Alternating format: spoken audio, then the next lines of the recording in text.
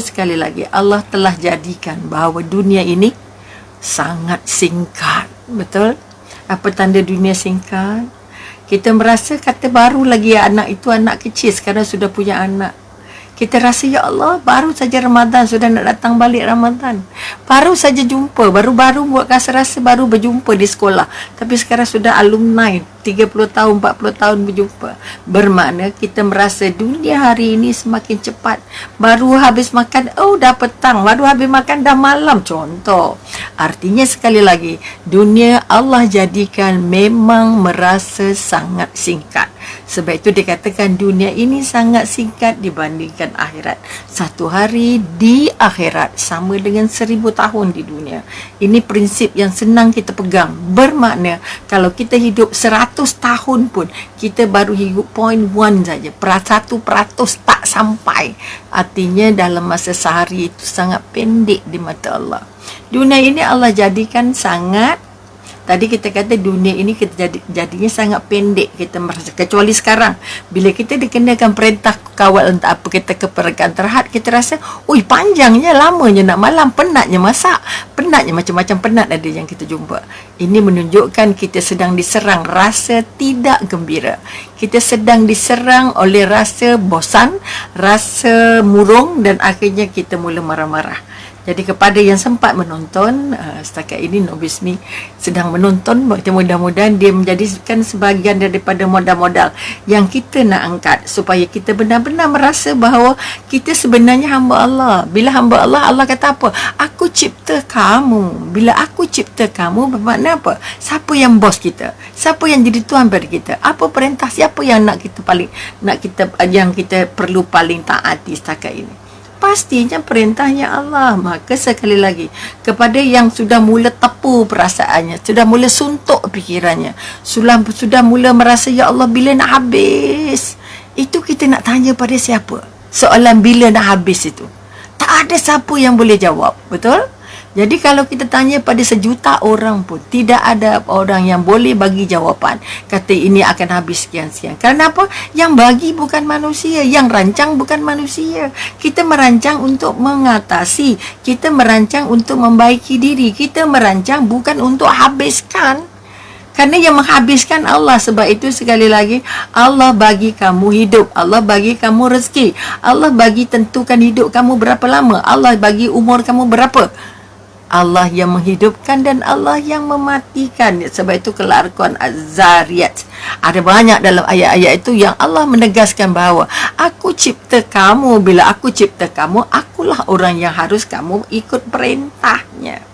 Jadi sekali lagi, ujian dan dugaan yang sedang kita lalui ini merupakan satu daripada sentuhan-sentuhan Allah, kerana Allah bekalkan dunia ini dengan berbagai sentuhan, berbagai warna. Kalau kita kata pelangi itu ada 7 warna, maka kehidupan kita kadang-kadang ada 8 warna.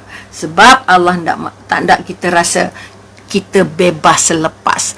Pertama, warna yang Allah bagi, bila kamu jumpa senang, Allah bagi kamu senang sepanjang hidup kita.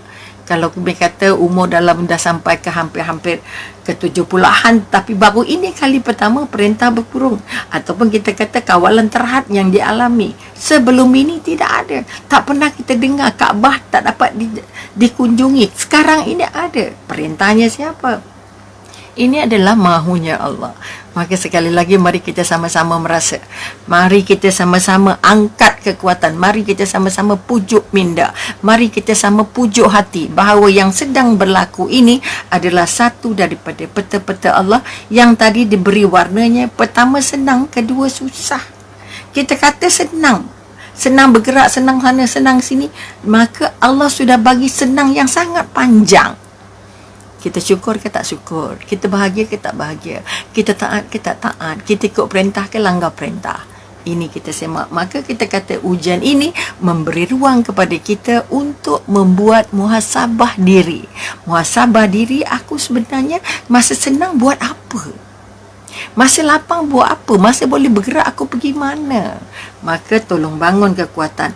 Allah sekarang bagi kita tidak bergerak keluar dari zon paling utama. Baiti jannati, kata Allah. Maknanya kita kata Rasulullah, bermakna kita nak latih diri bahawa saya di rumah rasa macam di syurga. Ini yang nak ubah, yang kita kata mind setting, yang dikatakan ubah paradigma, yang dikatakan ubah cara berfikir. Kerana senang jawabnya susah, susah jawab hasilnya senang. Maka Allah memang gandakan. Sebab tu kehidupan di dunia, makhluk ni semuanya pasangan, langit, bumi, siang, malam, senang, susah, tinggi, rendah dan sebagainya. Itu warna pertama. Maka orang yang sudah melalui proses senang yang sangat panjang, dia harus buat muhasabah diri. Sekarang masa untuk saya belajar susah. Belajar tak boleh jalan sana sini, belajar tak boleh makan sembarangan, belajar ada benda-benda terhad, belajar untuk tidak merasa bahawa aku lepas bebas, aku sedang dikawal.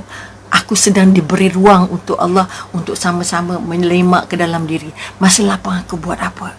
Masa senang aku buat apa? Jadi untuk lebih mudah melalui proses dan ujian ini, kita rasalah ini Allah bagi masa senang. Tak payah jam, tak payah bekerja, tak payah bangun pagi, tak payah kelang kabut. Kita bangun dengan tenang, kita hidup dengan tenang, bercakap dengan tenang dan sebagainya. Makanya orang yang menerima ujian ini adalah orang-orang yang harus mampu merasa senang dengan ujian ini supaya dia lulus. Siapa yang buat ujian rasa susah semua, kemungkinan tak lulus. Kita nak lulus ke tak lulus? Maka ujian itu Allah bagi hadiahnya apa? Diampun dosa.